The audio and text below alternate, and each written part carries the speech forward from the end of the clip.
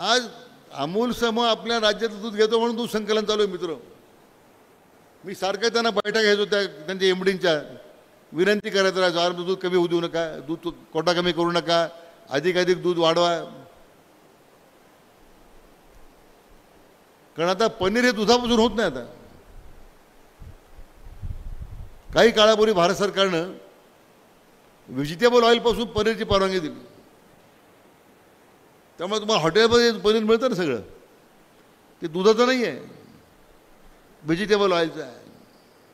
काही ठिकाणी मिळत असेल. पण आमचा प्रयत्न होता की, आणि आजही माझा प्रयत्न आहे केंद्र भारत सरकारकडे, की तुम्ही ह्या व्हेजिटेबल ऑइलच्या पनीरचं उत्पादन बंद करा, फक्त दुधावर आधारित पनीर चालू करा.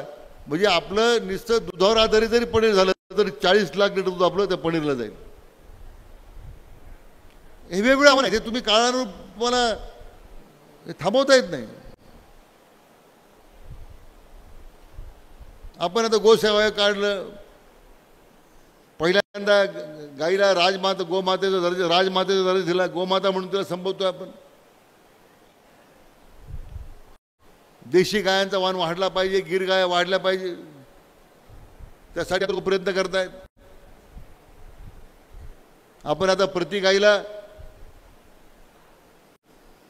मी त्यावेळी मंत्री असताना शेवटच्या मंत्रिमंडळाच्या बैठकीमध्ये प्रति गाई 50 रुपये प्रति रोज आपण त्या गाईच्या खर्चासाठी शेतकऱ्याला द्यायचा निर्णय केला आपण, की त्यांनी गिर गाय सांभाळावी. त्यामुळं हे देण्याची भूमिका काय सरकारची होती, की देशी गाय वाढल्या पाहिजे, आधी काही त्या सुधारणा झाली पाहिजे. आणि मी जो सॉर्टेड सिमेंटचा उल्लेख केला, उद्या या सॉर्टेड सिमेंटच्या मुळात फक्त कारवडीच होणार आहेत आणि 1.5 वर्षामध्ये कारवड लागायला येणार आहेत. दूध किती होणार आहे? आता गोरे नाहीच ना, फक्त कारवडीच आहे.